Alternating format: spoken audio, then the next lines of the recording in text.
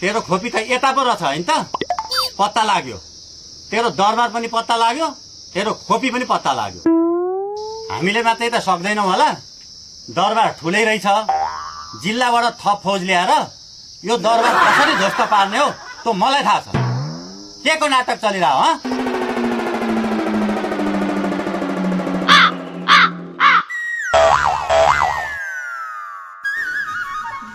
हजुर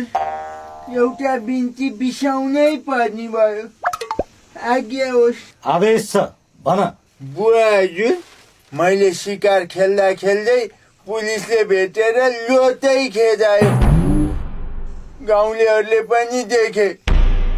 लाज मर्दो हुने गरी कुदायो मेरो बेइज्जत भयो बुवा हजुर कुदाउँदा कुदाउँदा कुदाउँदा यहाँ दरबार बाहिरसम्म आएर बसेका छन् पुलिस केही त गर्नु पर्यो बुवा हजुर सेनापति दरबार बाहिर रहेको पुलिसको नायकेलाई भित्र बोलाइयोस् त्यो हुकुम राज साहब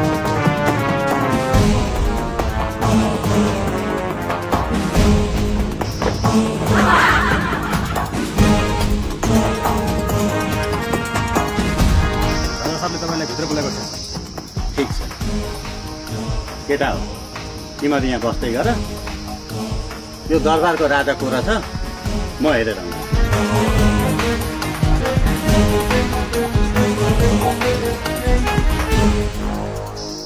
यहाँ त अचम्मै रहेछ बा यत्रो राज दरबार बनाएर सेनाहरू राखेर तर यिनीहरूलाई थाहा छैन हाम्रो इन्सपेक्टरको रिस आज भित्र कोलाई ठेगान लाएर आउँछ त्यो त हो आज राजाको निकै व्यवस्था हुनेवाला छ राजा चाहिँ को होला कुनी कक्रोचजी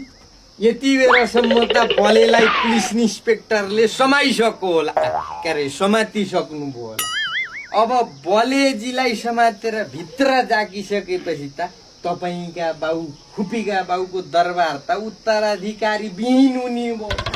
अतो भइसकेपछि त तपाईँलाई यहीसँगले ठाडै राजकुमारमा पुनर्बहाली गर्नै पर्यो हो त यदि बाबुजी मिसन पुरा भइसक्यो त लगभग जित्यो तर समारा बलेलाई कहाँ पुर्यायो होला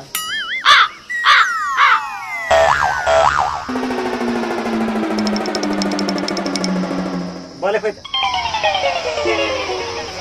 हेरौँ जी बलेलाई इन्सपेक्टर साहबले सिधै सेन्ट्रल जेलै लगे जस्तो छ एकटा हो इन्सपेक्टर साहब खोइ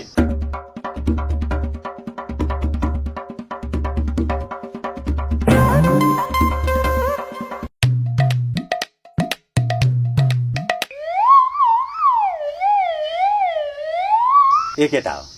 मैले त उता भन्दा यता सेवा सुविधा धेर पाएँ त्यही भएर राजाको सेवामा ड्युटी चाहिँ गरेँ अब तिमीहरू चौकी जाओ के भनेर मिलाउनु पर्छ उतै गरेर मिलाऊ है इन्सपेक्टर साहब राजाको दरबारमा सेनापतिमा नियुक्त हुनुभयो बरु तपाईँको पो प्रमोसन होला जस्तो छ सर अघि नि एउटा कालो काग सुकेका रुखमा बसेर कराइरहेको त थियो शुभ समाचार आएन कक्रोचजी मलाई तनाव भयो ए दुबे तँलाई के तनाव मलाई तनाव छ नि साथमा छोड्नु